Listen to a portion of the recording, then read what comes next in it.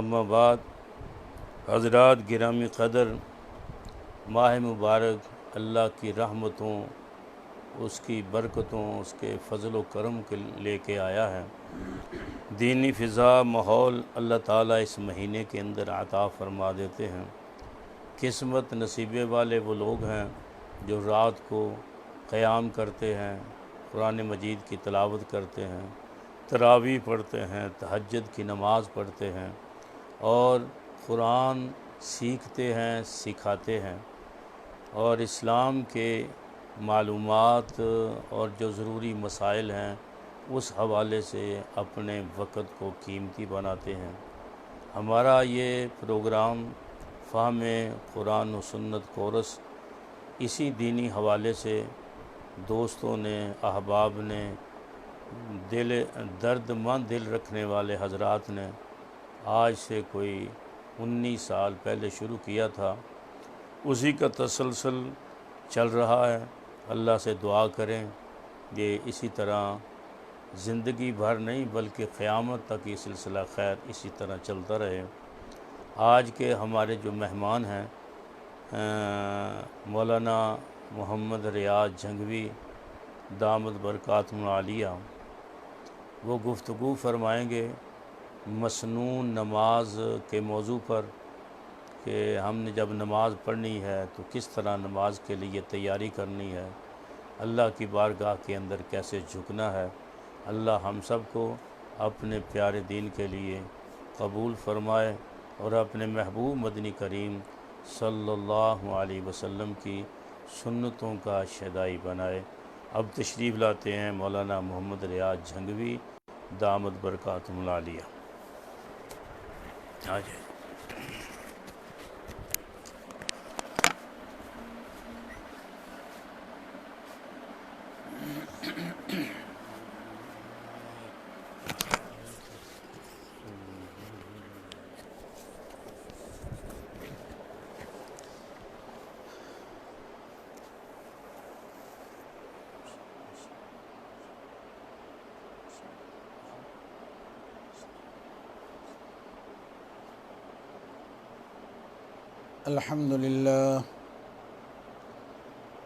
अल्हम्दुलिल्लाह नहमदुहु व नस्तईनुहु व नस्तगफिरुहु व नुअमिनु बिही व नतवक्कलु अलैहि व नऊज़ु बिल्लाहि मिन शुरूरि अनफुसिना व मिन सय्यिआति अअमालिना मन यहदिहिल्लाहु फला मुज़िल्ल लहु व मन युज़लिल्हु फला हादिय लहु व नशहदु अन ला इलाहा इल्लल्लाहु वहदहु ला शरीक लहु ونشهد أن محمدا عبده ورسوله أما بعد فأعوذ بالله من الشيطان الرجيم بسم الله الرحمن الرحيم وأقيموا الصلاة وآتوا الزكاة واركعوا مع الراكعين صدق الله العظيم اللهم صل على محمد وعلى آل محمد كما صليت على إبراهيم وعلى آل إبراهيم إنك حميد مجيد اللهم بارك على محمد وعلى آل محمد كما باركت على إبراهيم وعلى آل إبراهيم إنك حميد مجيد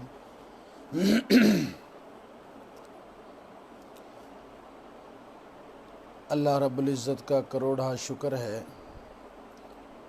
कि अल्लाह पाक ने हमारी ज़िंदगियों में एक मरतबा फिर रमज़ानुल मुबारक की मुबारक घड़ियाँ अल्लाह पाक ने हमें अता फ़रमाई हैं और इन घड़ियों में रमज़ानुल मुबारक में हम खूब कमाई करें, खूब नेक अमाल करें। जैसा कि हदीस पाक में आता है कि नबी करीम सल्लल्लाहु अलैहि वसल्लम आप जब मिंबर पर चढ़े तो आमीन फरमाया। सहाबा इकराम ने पूछा, या रसूलल्लाह, पहले तो आपने ऐसा कभी नहीं किया, हमने ये मामला देखा कि आपने आमीन फरमाया। तो फरमाया कि जिब्राईल अलैहिस्सलाम तशरीफ़ लाए थे और उन्होंने फरमाया कि हलाक और बर्बाद हो जाए वो आदमी जिसने रमज़ानुल मुबारक का महीना पाया और अपनी बख्शिश अल्लाह से नहीं करवा ली। तो इन साआत के अंदर, इन औक़ात के अंदर, रमज़ानुल मुबारक के अंदर खूब हम नेक आम और बुरे आमाल से हमेशा सारी ज़िंदगी बचने की कोशिश करें। अगर कोई गलती हो जाए, गुनाह हो जाए तो फ़ौरन अल्लाह के दरबार में तौबा करें। तो मैंने चंद बातें जो अर्ज़ करनी हैं, अल्लाह पाक कुरान पाक में इरशाद फरमाते हैं व अक़ीमुस्सलात व आतुज़्ज़का, नमाज कायम करो और ज़कात अदा करो। नमाज से पहले तहारत, अगर हदस अकबर है या हदस असग़र है, हदस अकबर है तो फिर तो गुस्ल करना पड़ता है और हदस असग़र है तो फिर वज़ू करना पड़ता है। तो गुस्ल कैसे किया जाए? कुरान पाक में आता है व इन कुंतुम जुनुबन फत्तहरू, अगर तुम जुनबी हो तो फत्तहरू, खूब पाकी हासिल करो। तो पाकी कैसे हासिल की जाएगी? गुस्ल में 3 फ़र्ज़ हैं और गुस्ल में 5 सुन्नतें हैं, 5 मुस्तहब्बात। गुस्ल में 3 फ़र्ज़ ये हैं कि जब आदमी पर गुस्ल फ़र्ज़ हो जाए, आदमी बालिग़ हुआ, उस पर गुस्ल फ़र्ज़ है, तो वो गुस्ल कैसे करेगा, तहारत कैसे हासिल करेगा? गुस्ल इस तरीके से करेगा कि गुस्ल में 3 चीज़ें ज़रूरी हैं, फ़र्ज़ हैं।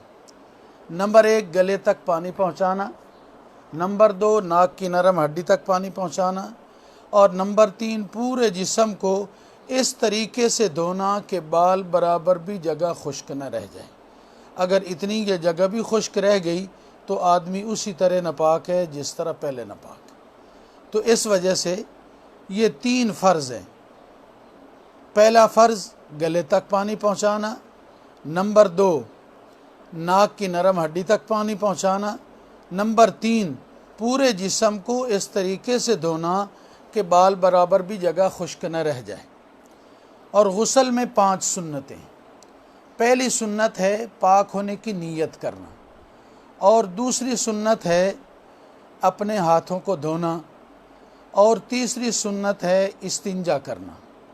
चौथी सुन्नत है गुस्ल से पहले पूरा वज़ू करना और 5वीं सुन्नत है अपने जिस्म पर 3 दफ़ा पानी बहाना। मैं सुन्नत फिर अर्ज़ करता हूँ। पहली सुन्नत है पाक होने की नीयत करना और नीयत दिल के इरादे का नाम है कि आदमी दिल में इरादा करे मैं पाक होने के लिए गुस्ल कर रहा हूँ और फिर जाकर हाथ धोना, फिर उसके बाद इस्तिंजा करना और निजासत को धो डालना। और नंबर 4 गुस्ल से पहले पूरा वज़ू कर लेना। नंबर 5 अपने जिस्म पर 3 दफ़ा पानी बहाना। और गुस्ल के इसी तरीके से 5 मुस्तहब्बात हैं। मुस्तहब उस चीज़ को कहते हैं जिसके करने पर अल्लाह सवाब अता फरमाते हैं और छोड़ने पर कोई गुनाह नहीं होता।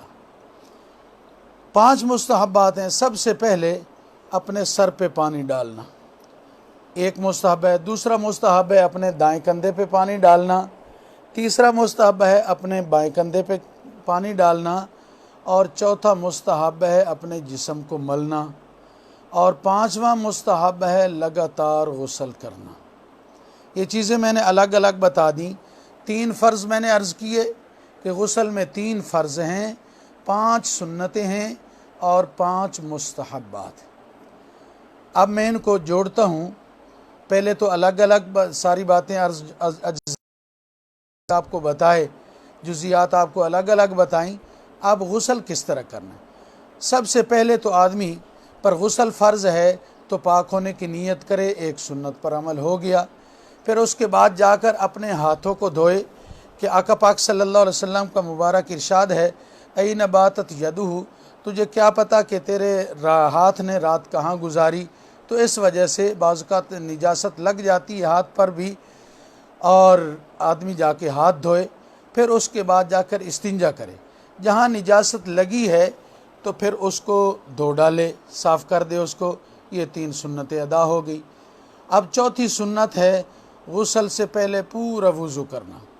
अब जब वज़ू करेगा आदमी, लाजमी बात है पहले हाथ धोएगा, हाथ धोकर फिर कुल्ली करना वज़ू में सुन्नत है।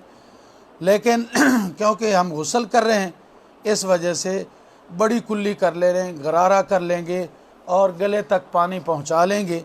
हाँ, रमज़ानुल मुबारक है, अगर रोज़े की हालत में आदमी को गुस्ल करना पड़ जाए तो फिर एहतियात से गले में पानी पहुंचाए, बड़ी कुल्ली एहतियात से करे कि पानी नीचे ना उतर जाए। अगर रोज़े की हालत में पानी नीचे उतर गया तो रोज़ा टूट जाएगा। तो इस वजह से गले तक पानी पहुंचाना है तो 3 दफ़ा गले तक पानी पहुंचाए और 3 दफ़ा नाक की नरम हड्डी तक पानी पहुंचाए। अल्लाह पाक ने हर इंसान का नाक ऐसे ही बनाया, ऊपर ये सख्त हड्डी है, ये नीचे नरम हड्डी है, इसके अंदर पानी पहुंचाना 3 दफ़ा। और बाज़ औक़ात लोग ऊपर खींचते हैं पानी को खींचेंगे तो वो नाक में चढ़ेगा, दिमाग में पहुंचेगा, तकलीफ़ होगी। तो इस वजह से ज़रा चुल्लू भर के आदमी नाक के करीब ले जाए, नाक के साथ लगाए तो पानी अंदर पहुंच जाता है। ये 2 फ़र्ज़ अदा हो गए, वज़ू की 2 सुन्नतें अदा हो गई और गुस्ल के 2 फ़र्ज़ भी अदा हो गए। पूरा वज़ू कर लिया तो इसमें ये चौथी सुन्नत अदा हो गई गुस्ल की।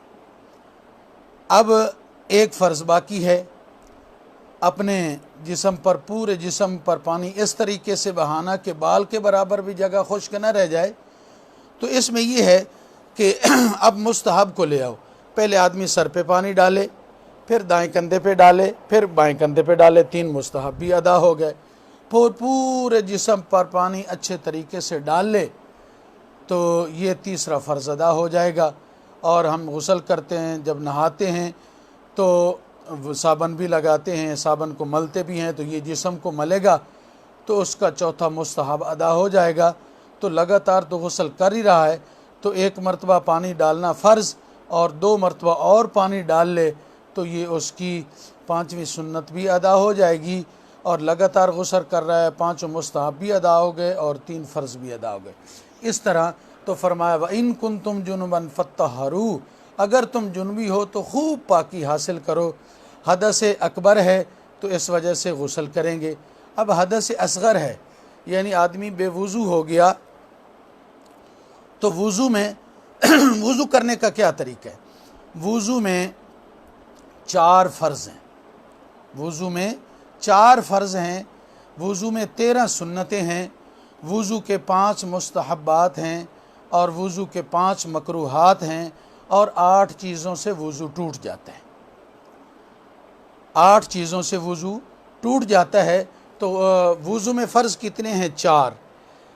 अल्लाह पाक ने कुरान पाक में इरशाद फरमाया, या अय्युहल्लज़ीना आमनू इज़ा कुमतुम इलस्सलाति फ़ग़सिलू वुजूहकुम व अयदियकुम इलल मराफ़िक़ि वमसहू बिरुऊसिकुम व अर्जुलकुम इलल काबैन। तो अल्लाह पाक इरशाद फरमाते हैं, ए ईमान वालो, जब तुम नमाज का इरादा करो फ़ग़सिलू वुजूहकुम। तो अल्लाह पाक ने इस आयत मुबारका के अंदर 4 फ़र्ज़ों को बयान किया है। फरमाया फ़ग़सिलू वुजूहकुम, अपने चेहरों को धो लो, व अयदियकुम इलल मराफ़िक़, अपनी कोहनियों को धो लो, अपने बाजुओं को धो लो कोहनियों समेत, वमसहू बिरुऊसिकुम, और अपने सरों का मसा कर लो, व अर्जुलकुम इलल काबैन, और फरमाया अपने पाँव को टखनों समेत धो लो। तो ये 4 फ़र्ज़ हैं, चेहरा धोना, अपने बाजुओं को धोना कोहनियों समेत, और अपने सर का मसा करना, चौथाई सर का मसा ये फ़र्ज़ है, और पूरा जो है सर का मसा करना सुन्नत। अब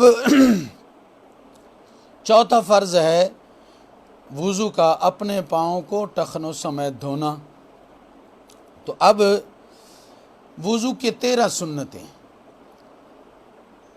पहली सुन्नत वुज़ू की नीयत करना, नीयत करने पर सवाब मिलेगा। बग़ैर नीयत के भी वुज़ू किया तो वुज़ू तो हो जाएगा, लेकिन पहली सुन्नत है नीयत करना वुज़ू की। दूसरी सुन्नत है बिस्मिल्लाह पढ़ना, वुज़ू के शुरू में बिस्मिल्लाह पढ़ना।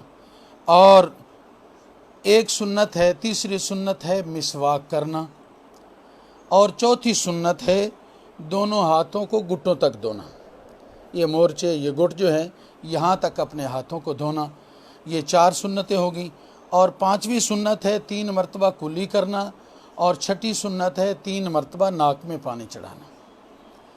और इसी तरीके से फिर सुन्नत है कि अपनी दाढ़ी का खिलाल करना। ये दाढ़ी मुबारक है, जब आदमी चेहरा धोएगा तो इसका खिलाल नीचे से हाथ तर जो है ऐसे लगाएगा, और दाढ़ी का खिलाल करना ये सुन्नत है। तो मेरे भाई ये सुने, जिनकी जो दाढ़ी कटवाते हैं, मुंडवाते हैं, जिनकी दाढ़ी नहीं है, एक तो आई नहीं, वो नाबालिग बच्चा है, बालिग होता है तो फिर दाढ़ी भी शुरू हो जाती है। तो जिसने दाढ़ी कटवाई हुई है तो वो सारी ज़िंदगी इस सुन्नत से महरूम रहेगा। और दाढ़ी कटवाना, मुंडवाना ये कबीरा गुनाहों में से, बड़े गुनाहों में से एक गुनाह है। हम अब ये वबा कोरोना वायरस की चली जो है, ये वबाएँ, ये परेशानी हैं, ये क्यों आती हैं? इस वजह से कि हम गुनाह को गुनाह ही नहीं समझते। ये दाढ़ी कटवाना, मुंडवाना ये बड़ा गुनाह है, कबीरा गुनाह है। ये ऐसा गुनाह है कि इंसान के साथ 24 घंटे चिमटा हुआ। आदमी नमाज पढ़ रहा है तो गुनाह साथ है, आदमी हज पे गया, हज कर रहा है तो गुनाह साथ है, उम्रा कर रहा है गुनाह साथ है, बैतुल्लाह शरीफ का तवाफ़ कर रहा है गुनाह साथ है, हजर अस्वद को बोसा दे रहा है गुनाह इसका साथ चिमटा हुआ है, सोया हुआ है गुनाह साथ है, जाग रहा है गुनाह साथ है, जो काम भी कर रहा है ये तो ऐसा गुनाह है जो 24 घंटे इंसान के साथ चिमटा हुआ है। इस वजह से दाढ़ी कटवाना, मुंडवाना बड़ा गुनाह है, इसको छोड़ना ज़रूरी है मुसलमानों के लिए। और बाज़ का ये कहते हैं, बाज़ का तो इस दाढ़ी कटवाने की वजह से इंसान का ईमान भी ज़ाया हो जाता है। क्यों, जब शेव करते हैं लोग तो फिर देखते हैं, फिर खुशी महसूस करते हैं, कहते हैं मैं खूबसूरत हो गया। तो जब इसने कहा मैं खूबसूरत हो गया तो इसका ईमान जाता रहा, ईमान ज़ाया होने का ख़तरा है। इस वजह से इस गुनाह को आदमी छोड़े, क्योंकि सुन्नत से भी महरूम रहेगा। बेशक सुन्नत है लेकिन वाजिब के दर्जे में ज़रूरी है। तो इस वजह से जिन मुसलमान भाइयों ने दाढ़ी कटाई हुई है, मुंडा, आप दाढ़ी रख लें, इरादा फरमा लें हमने दाढ़ी रखनी है, और दाढ़ी का खिलाल करना ये सुन्नत है। इसी तरह वुज़ू करते हुए हाथ पाँव की उंगलियों का खिलाल करना। हाथों की उंगलियों का कैसे खिलाल होगा? ऐसे अपना हाथ की एक उंगली दूसरी में डालेगा, ये खिलाल हो रहा है। और पाँव की उंगलियों को कैसे खिलाल होगा कि छोटी उंगली से दाएं पाँव को जब धो लिया तो फिर उसकी छोटी उंगली से शुरू किया, नीचे से इसको छोटी उंगली को, छोटी उंगली दोनों पाँव की उंगलियों के दरमियान में दाखिल किया, फिर अगली उंगली में, इसी तरीके से खिलाल करना ये सुन्नत है। और इसी तरह पूरे सर का मसा करना सुन्नत है। सर का जब आदमी मसा करता है तो मसा करने का क्या सुन्नत तरीका है? तो उसका सुन्नत तरीका ये है कि मैं आपको अपने हाथ दिखाता हूँ। इस तरीके से अपने हाथों की शक्ल बना ले, तर कर ले हाथों को, इस तरह शक्ल बना ले। और ये 3 उंगलियां जो हैं ये यहाँ से पेशानी के बाल जहाँ से शुरू होते हैं ना, सर के यहाँ से शुरू करे, इन 3 उंगलियों को आखिर तक ले जाए। फिर अभी उसकी ये हथेली तर है, दोनों हथेलियों को फिर वापस ले आए। फिर ये उंगली और अंगूठा जो अलग अलग किया था तो इनको, उंगली को कानों के अंदर मसा करेगा और अंगूठे के साथ ये पीछे कानों के ये मसा कर लेगा। ये उसका मसे का तरीका है। हम क्या करते हैं, हम हाथ तो तर करते हैं, फिर मुंह पहले चूमते हैं, फिर आंखों पे लगाते हैं, फिर ऐसे ही सर पे हाथ फेर लेते हैं। तो जो सुन्नत तरीका मैंने अर्ज़ किया मसा करने का, ये सुन्नत तरीका है कि अपने हाथों को तर करे और फिर इनकी ये शक्ल बनाए। ये शक्ल बनाकर अपने ये 3 उंगलियों माथे से शुरू करे, जहाँ से बाल शुरू है बालों पर शुरू करे और आखिर तक ले जाए, और फिर हथेलियों को वापस ले आए और अपने ये अंगूठा और उंगली अभी तर है, उंगली को कानों के अंदर मारे और ये अंगूठे को कानों के पीछे मारे। अब पीछे जो तर है, हाथ हमारा पीछे से तर है, इसको अपनी गर्दन पर फेर ले कि ये मुस्तहब्बात में आता है। और इसी तरीके से लगातार वुज़ू करना ये भी सुन्नत है, और 3 मरतबा हर उज़्व को धोना ये भी सुन्नत है। ये चंद सुन्नतें मैंने अर्ज़ की वुज़ू की। और ज़रूरी चीज़ अर्ज़ कर दूँ, वज़ू जो है वो 8 चीज़ों से टूटता है। वज़ू कितनी चीज़ों से टूटता है भाई? 8 चीज़ों से टूटता है। उनमें से नंबर 1, पेशाब पखाने के रस्ते से किसी चीज़ का निकल जाना, इससे वज़ू टूट जाता है। पेशाब पखाने के रस्ते से कोई चीज़ निकल जाए, पेशाब है, पखाना है, हवा, जो भी खारिज हो जाएगा तो इससे वज़ू टूट जाएगा। और दूसरी वज़ू को तोड़ने वाली चीज़ ये है कि कै आ जाए मुंह भर के, संभाली न जाए। मसला याद रखना, कै आ जाए ना मुंह भर के, रोज़ा नहीं टूटता, सिर्फ वज़ू टूटता है। बाज़ औक़ात कै आ जाती है तो लोग कहते हैं अब मेरा रोज़ा भी टूट गया, फिर खाना पीना शुरू करते हैं। नहीं, इससे बचा, चाहे रोज़ा नहीं टूटा, वज़ू टूटा है।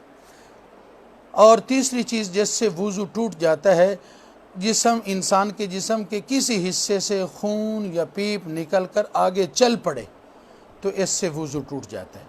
और इसी तरीके से चौथी चीज़ है कि इंसान सहारा लगा के सो जाए। कोई चीज़ टेक लगा ली दीवार के साथ, तकिए के साथ, जब उसने टेक लगा ली, सहारा लगा लिया, अब उसको नींद आ गई तो उसका वज़ू टूट जाएगा। ये 4 चीज़ें हैं। पहली चीज़, पेशाब पखाने के रास्ते से कोई चीज़ निकल जाए, उससे भी वज़ू टूट जाता है। और कै आ जाए मुँह टूट जाता है। और खून या पीप निकल कर जिस्म के किसी हिस्से से निकले और आगे चल पड़े, जब चल पड़ी खून या पीप, तो अब इसका वज़ू टूट गया। और इसी तरीके से इंसान कै आ जाए मुंह भर के, फिर भी वज़ू टूट गया। और चौथी चीज़ जो है, सहारा लगा के सो जाए तो वज़ू टूट जाता है। इसी तरीके से 5वीं चीज़ है, आदमी बेहोश हो गया, बावज़ू था, बेहोश हो गया तो वज़ू उसको टूट गया। इसी तरीके से अगर आदमी पागल हो गया तो फिर भी वज़ू टूट गया। एक आदमी सही सालिम था, उसने वज़ू किया और फिर उसके दिमागी तवाज़ुन वो खो बैठा तो अब उसका वज़ू टूट गया। इसी तरह नशा चढ़ जाए, बेहोश हो जाए आदमी, बाज़ का चोट लगने से भी बेहोश हो जाता है। बावज़ू था, चोट लगी, बेहोश हो गया, वज़ू टूट गया। इसी तरह कोई चीज़ ऐसी खा पी ली या सूंघ ली जिससे नशा चढ़ जाता है, तो नशा चढ़ गया तो बावज़ू था तो इस आदमी का वज़ू टूट भी गया।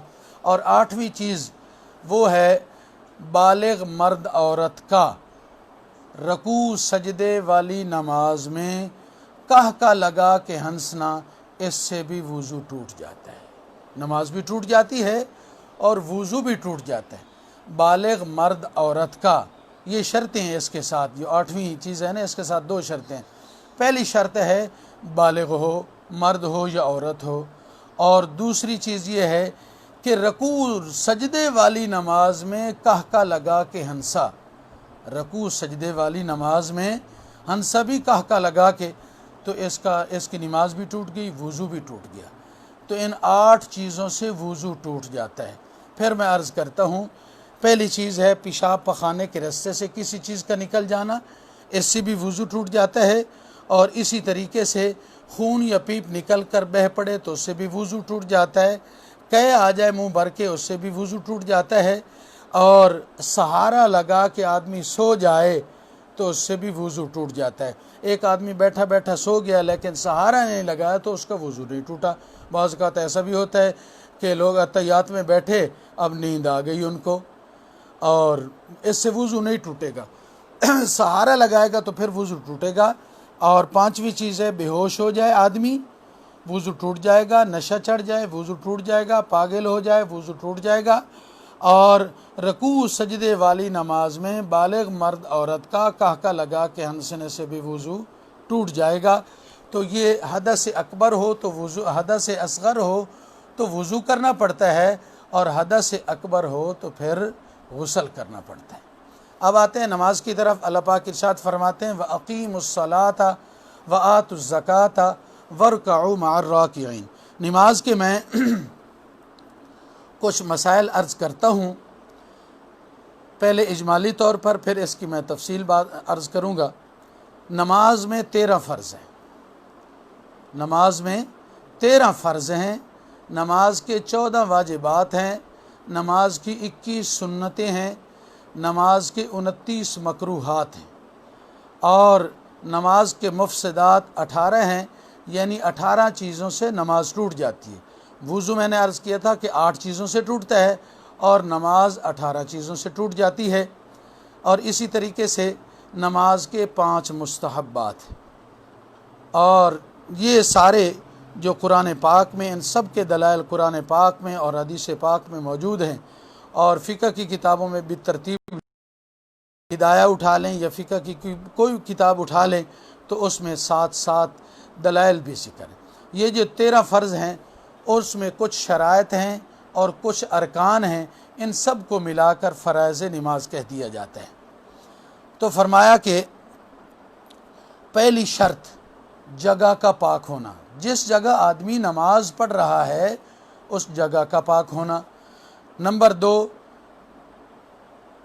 बदन का पाक होना, जो आदमी नमाज पढ़ना चाहता है उसका बदन भी पाक हो। जगह का पाक होना, बदन का पाक होना, और फिर कपड़ों का पाक होना, जो उसने कपड़े पहने हुए हैं वो भी पाक हों।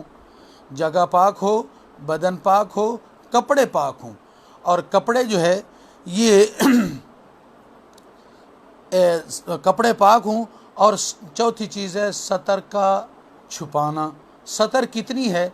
मर्द की सतर है घुटनों से लेकर नाफ तक, ये मर्द की सतर है। और औरत की सतर उसका पूरा जिस्म है, सिवाय चेहरे के, सिवाय 2 हाथों के, सिवाय 2 पाँव के। तो ये औरत का सतर। बाल भी औरत का ये सतर है। घर में भी होगी तो दुपट्टा तो ज़रूर पहनेगी। जब औरत बाहर निकलेगी फिर उसको अपना चेहरा भी छुपाना है, हाथ पाँव भी छुपाने हैं, क्योंकि उस पर पर्दा फ़र्ज़ है। तो औरत के लिए सतर उसका पूरा जिस्म है। तो मैंने अर्ज़ किया जगह का पाक होना, बदन का पाक होना, कपड़ों का पाक होना और सतर का छुपाना। और इसी तरीके से किबले की तरफ मुँह करना, ये भी शरायत नमाज में है। अगर इधर उधर मुँह करेगा तो उसकी नमाज नहीं होगी, क्योंकि शर्त नहीं पाई जा रही। और इसी तरीके से नमाज का वक़्त होना भी ज़रूरी है। पुराने ज़माने में कहते थे वक़्त का पहचानना। और ये बात यहाँ याद रखें, अगर वक्त के अंदर नमाज पढ़ी जाएगी तो वो अदा नमाज उसको कहते हैं कि ये नमाज अदा हो गई, फरीज़ा अदा हो गया। और अगर वक्त गुज़र जाए तो फिर उसका हुक्म बदल जाता है, फिर वो कज़ा होगी।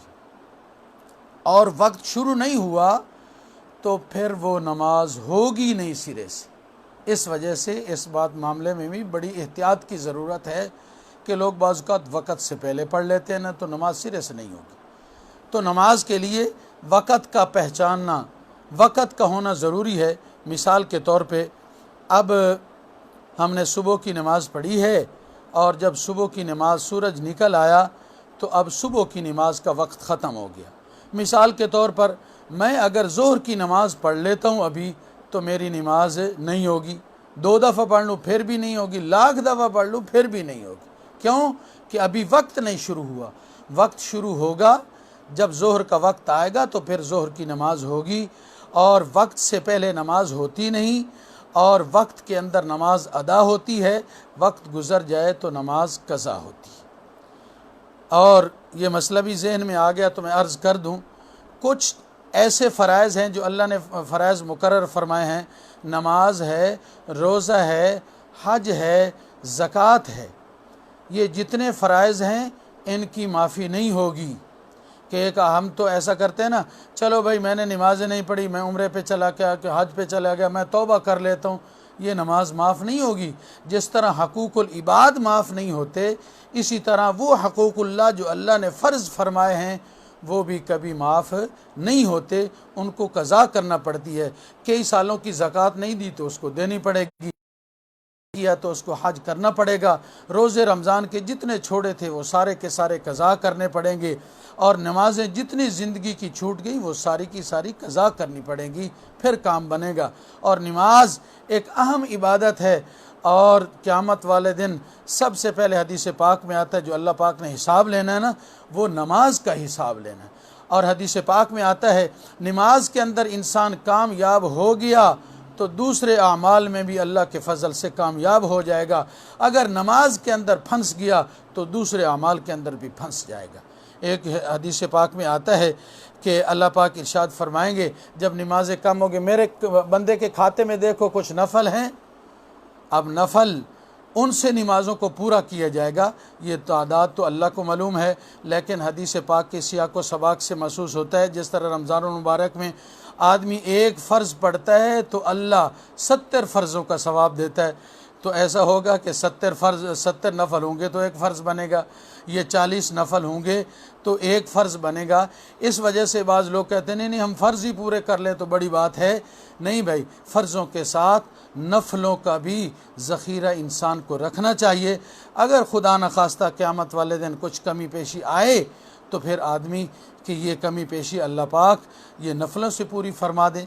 तो इस वजह से नमाज की बात अर्ज़ कर रहा था। तो नमाज वक्त में अदा होती है, वक्त गुज़र जाए तो कज़ा होती है, वक्त शुरू ना हो तो नमाज होती नहीं, सिरे से कई दफ़ा पढ़ ले फिर भी नहीं होती। इसी तरह नमाज की नीयत करना, और नमाज को नीयत जो है ये दिल के इरादे का नाम है, और अगर कोई ज़बान से भी उसकी तजदीद कर लेगा, कह लेगा ज़बान से, इसकी भी गुंजाइश है जैसे।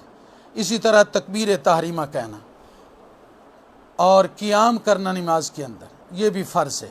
क़ियाम के अंदर क़िराअत करना ये भी फ़र्ज़ है। हर रकात में रकू करना ये भी फ़र्ज़ है, और हर रकात में सजदे करना ये भी फ़र्ज़ है, और आखिरी अत्तहियात बैठना फ़र्ज़ है। ये मैंने 13 फ़र्ज़ शुमार किए हैं। तो इंशाअल्लाह फिर जब मौका मिला तो नमाज के 14 वाजिबात भी, और नमाज की 21 सुन्नतें भी, नमाज की 29 मकरूहात भी, और जिन 18 चीज़ों से नमाज टूट जाती है वो भी इंशाअल्लाह अर्ज़ करूँगा, और नमाज के मुस्तहब्बात भी। अल्लाह मुझे और आपको अमल करने की तौफ़ीक़ अता फ़रमाए और दारैन की सआदत नसीब फ़रमाए। व आखिर दावाना अनिल हम्दुलिल्लाहि रब्बिल आलमीन।